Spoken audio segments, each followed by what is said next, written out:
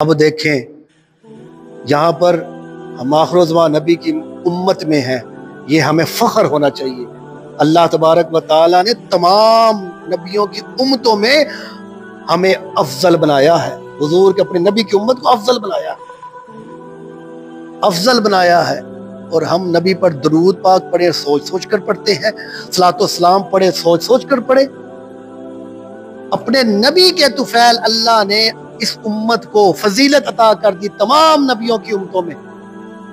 حضرت موسیٰ کلیم اللہ نے رب کی بارگاہ میں کہنے لگے، مولا تو نے مجھے اتنی نعمت سے سرفراز دیا ہے، اتنی بڑی نعمت سے میں تیرے پاس آتا ہوں، کوہ طور پر باتیں کرتا ہوں۔ اللہ تبارک و تعالیٰ کہتے لگے، موسیٰ میں تیرے دل کو دیکھ رہا ہوں اور جو تجھے عطا کیا ہے اس پر قائم رہے، اور ایسے کر میرے آخر الزمان نبی پر درود پڑھا کر۔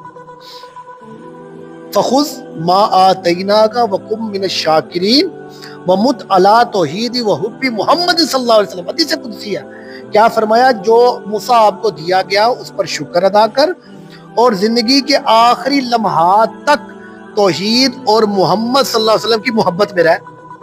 عرض کی مولا تیری توحید تو ٹھیک ہے، اب یہ جو محمد کی محبت بھی ضروری ہے کرنا تیری توحید کے ساتھ۔ حضرت موسیٰ کو اللہ فرما رہا ہے، اللہ کیا رب نے کیا فرمایا؟ فرمایا موسیٰ لولا محمد و امتہ، فرمایا موسیٰ اگر محمد میں اور میں اس کی امت نہ بناتا۔ کس کو رب فرما رہا ہے؟ کلیم اللہ کو۔ لولا محمد و امتہ لما خلقت الجنت ولا النار ولا الشمس ولا القمر ولا اللیل ولا النہار ولا ملکا مقربا ولا نبی مرسلا ولا ایاک۔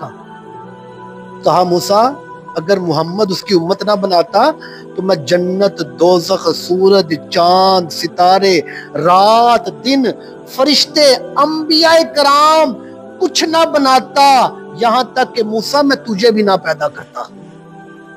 اگر محمد اور اس کی امت نہ بناتا۔ ان لوگوں یہاں پر اللہ اپنے نبی کے، اپنے محبوب کے طفیل اس امت کا مقام بتا رہا ہے حضرت موسیٰ کلیم اللہ کے آگے۔ اور جب نبی کی محبت کی ہمیں باری آئے، جب ہم محبت کرنے کا وقت آ جائے تو پھر ہم ادھر دیکھیں ادھر دیکھیں، وہ ایک کھلے عام درود پڑھو، صلاۃ و سلام اپنے نبی پر کثرت سے پڑھو، اور جب نبی کی آمد کا وقت ہو، میلاد کا وقت ہو، تو بڑھ چڑھ کر حضور کی آمد کی خوشی مناؤ۔ اور یہی ہمیں کامیابی ہے، دنیا میں بھی یہی کامیابی ہے، آخرت میں بھی یہی کامیابی ہے۔